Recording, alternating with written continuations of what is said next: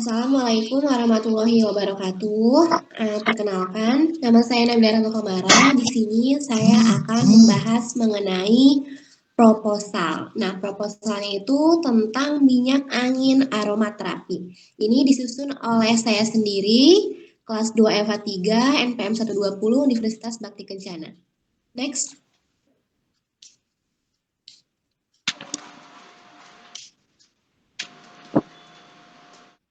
Next kan. Nah, oke. Kalian bersemangat untuk mengikuti sesi belajar pembuatan minyak angin yang seru? Pasti semangat dong ya. Nah, adapun subtema yang akan dibahas meliputi pengertian minyak angin, komposisinya, khasiatnya sebagai apa, cara pembuatannya bagaimana, kemudian pengemasannya seperti apa, dan metode pengujian mutunya itu untuk sediaan ini itu apa aja gitu. Next. Dimulai dari subtema yang pertama yaitu tentang pengertian. Apa sih pengertian dari minyak angin? Next. Nah, pengertian dari minyak angin adalah salah satu jenis obat turun-temurun ya, yang dipakai oleh banyak orang hingga saat ini. Nah, biasanya penggunaan minyak angin ini dengan cara dioleskan. Jenis-jenis minyak angin juga banyak ya, ada yang dioleskan, roll on, ada yang cuma dihirup. Next. Nah, bagian subtema yang kedua ada komposisi. Komposisinya apa aja sih? Komposisi atau bahan yang digunakan. Di sini saya menggunakan bahan mentol dan fosfor sebanyak 1 gram. Bahan ini fungsinya itu sebagai penghangat ya, penghangat tubuh. Yang ketiga ada metil salisilat sebesar 1,25 gram. Metil salisilat ini dapat berfungsi untuk pegal-pegal di badan. Kemudian ada minyak sereh. Minyak sereh ini juga digunakan sebagai penghangat. Selain itu untuk pencegah nyamuk ya. Minyak sereh ini atau biasa disebut dengan oleum citronella. Kemudian ada oleum vetiverie atau minyak akar wangi. Ini fungsinya sebagai pengharumnya.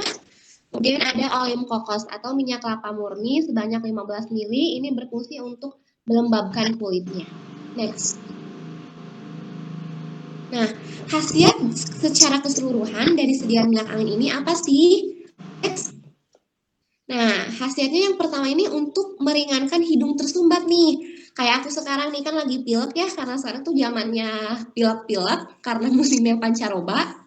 Yang kedua, untuk menghangatkan tubuh juga. Nah, kalau kalian kedinginan bisa nih tinggal pakai minyak aromaterapi, jangan dikit-dikit minum obat kayak gitu. Kemudian yang ketiga untuk gatal-gatal karena gigitan serangga dan nyamuk. Takutnya di rumah kalian banyak nyamuk kan gitu. Next. Kemudian ada cara pembuatan. Cara pembuatannya gimana? Nah, yang pertama itu ada pembuatan minyak sereh. Nah, untuk pembuatan minyak sereh ini dengan cara destilasi ya teman-teman. Destilasi itu yang seperti apa sih? Yang pertama itu batang sereh yang sudah dipotong-potong dimasukkan ke dalam labu destilasi. Yang kemudian dangdang dihubungkan dengan pendingin yang selanjutnya dipanasi menggunakan kompor dan dialirkan air dari kran melewati alat pendingin. Kemudian destilat yang dihasilkan itu akan masuk ke pipa penampung berskala. Batang sereh itu disuling sampai tidak ada minyak sereh yang menetas. Lanjut. Kemudian ada pembuatan minyak akar wangi. Nah, minyak akar wangi ini juga dibuat dengan cara destilasi. Destilasi itu yang seperti tadi, akar wangi yang sudah dipotong-potong dan dibersihkan tentunya, dimasukkan ke dalam labu destilasi. Nah, kemudian dandang dihubungkan dengan pendingin yang selanjutnya dipanasi menggunakan kompor dan dialirkan air dari keran melewati alat pendingin.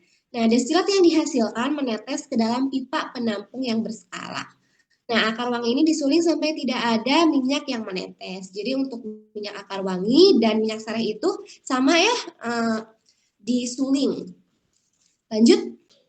Nah, yang selanjutnya adalah pembuatan minyak kelapa. Pembuatan minyak kelapa ini dengan cara disentrifugasi ya. Jadi bukan dengan cara didestilasi. Nah, bagaimana sih sentrifugasi itu? Yang pertama, parut kelapa, peras hingga menjadi santan. Nah, masukkan santan ke dalam lemari pendingin selama sehari semalam ya, teman-teman. Nah, kemudian santan yang telah dikeluarkan dari lemari pendingin dimasukkan ke dalam tabung sentrifuge. Nah, kemudian sentrifugasi dengan kecepatan kurang lebih 11.000 ppm selama 10 menit. Nah, nanti minyak akan terpisah dengan endapannya. Nah, ambil minyak dengan pipet tetes secara hati-hati, kemudian saring. Next. Nah, untuk prosedur pembuatan minyak angin secara keseluruhan, yaitu yang pertama larutkan mentol, kampor, dan minyak sereh. Masukkan ke dalam botol ya, wadah roll-on untuk minyak anginnya. Yang kedua, masukkan larutan metil salisilat ke dalam botol. Kemudian, tambahkan minyak kelapa ke dalam botol. Dan yang terakhir, adukkan dengan minyak akar wangi hingga tanda batas. Nah, kebetulan aku bikinnya untuk satu botol 50 ml. Next. Nah, kemudian kita masuk ke dalam sesi pengemasan. Nah, gimana sih pengemasannya? Nah, ini kan udah ada gambar ya. Pengemasannya itu ada yang pertama kemasan primer, kemasan sekunder, serta brosurnya jangan lupa.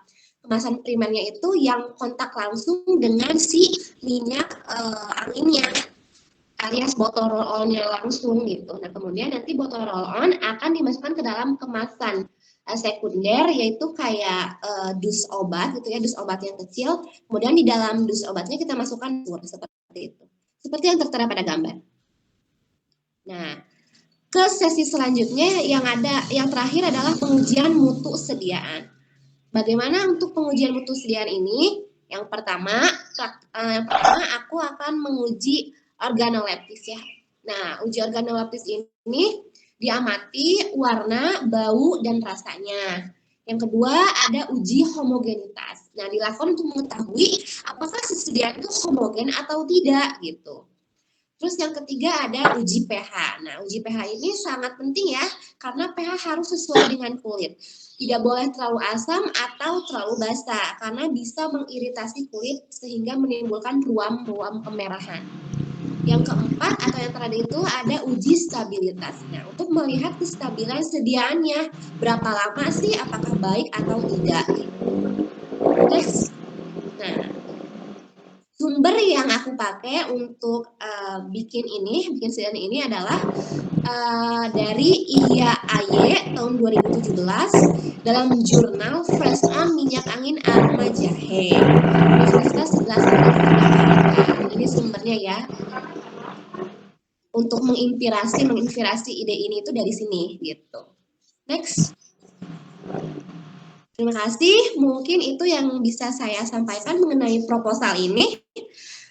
Atas perhatiannya, saya ucapkan terima kasih kembali. Ditutup dengan billahi hidayah. Wassalamualaikum warahmatullahi wabarakatuh.